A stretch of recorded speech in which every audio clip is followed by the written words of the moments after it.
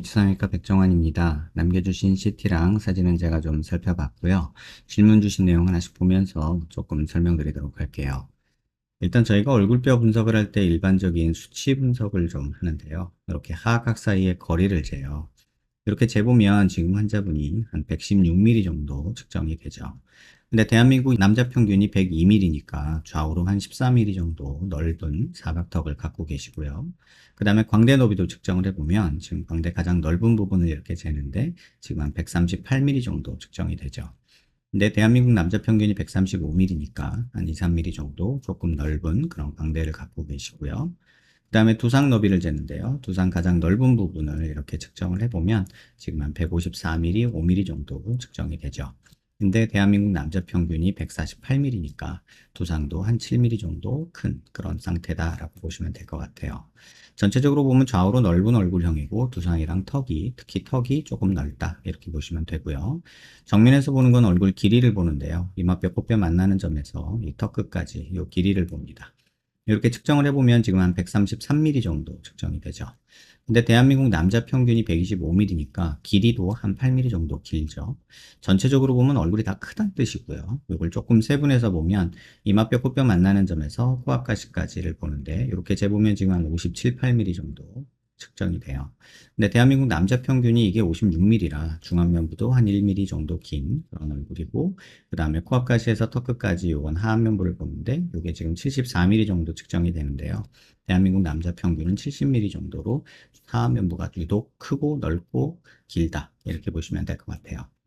옆모습에서 보는 건 사각턱을 보는데요. 귓볼 기준으로 봤을 때 한 2cm 정도 되면 남자는 적당하다고 하는데 지금 환자분이 한 3cm 정도 되시거든요. 그러니까 뭐 사각턱은 뭐 잘라줄 게 조금 있기는 한데 이걸 굳이 잘라야 되느냐에 대해서는 조금 고민스러운 부분이 있어요. 실제 모습에서 보면은 사각턱이 그닥 보이지 않고 오히려 침샘이 만들어내는 이런 음영이 더 보이거든요. 그래서 이 사각턱을 잘랐을 때는 이 침샘으로 인해서 오히려 조금 더 패이는 느낌이 생겨요. 지금 이 부분이 사각턱이 있는 부분인데 피부에서는 지금 이 부분이거든요. 근데 이렇게 돌려서 보면 지금 여기가 사각턱이 있는 부분인데 볼록한 건 여기가 볼록하기 때문에 수술을 하게 되면 사각턱을 잘라주게 되면 이렇게 패이는 느낌이 생길 수 있어서 오히려 사각턱 수술하는 거는 개인적으로 좀 반대하고 싶다 이렇게 말씀을 드릴게요.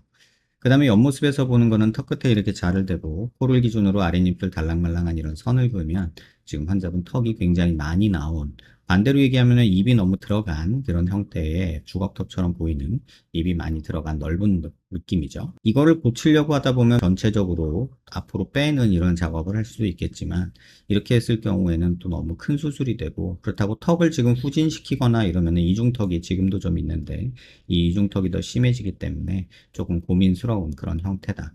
그리고 남자 턱에서는 이렇게 조금 이렇게 입이 좀 들어간 느낌, 턱이 좀 나온 느낌도 남자한 느낌 때문에 또 좋아하시는 분들도 있기 때문에 이건 개인 호불호가 있다 이런 생각이 듭니다.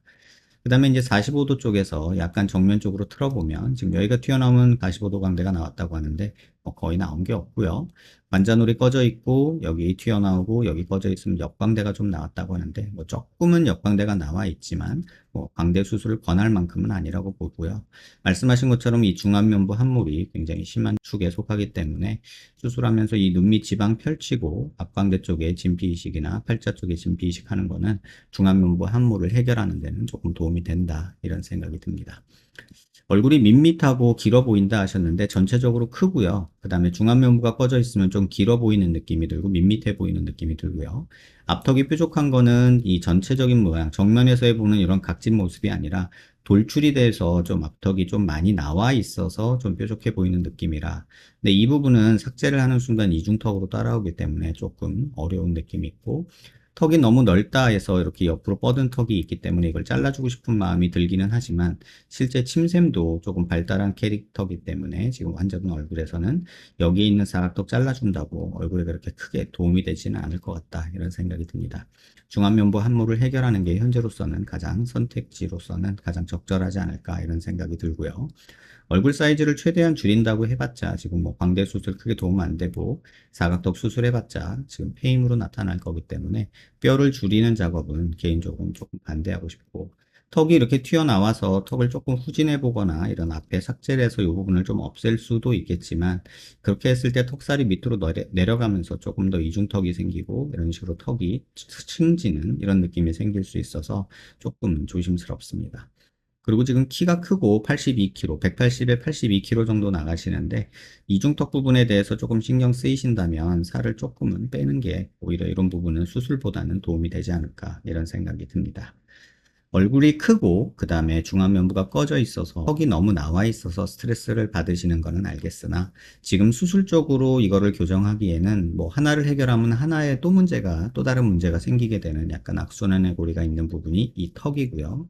그 다음에 입이 너무 많이 들어가 있고 턱이 나와 있는 상태이기 때문에 이 나와 있는 것만 집중해서 또 턱을 넣으면 이중턱이 따라와서 얼굴 모양이 썩 좋지 않아집니다. 그래서 턱 줄이는 거는 또는 후진하는 거는 정말 신중하시길 바라고, 중안면부를 해결하는 거는 환자분 얼굴에서는 인상을 변화주는 데는 가장 좋은 선택지가 아닐까 이런 생각이 듭니다. 영상 한번 천천히 여러 번 살펴보시고요. 도움 되셨길 바랍니다.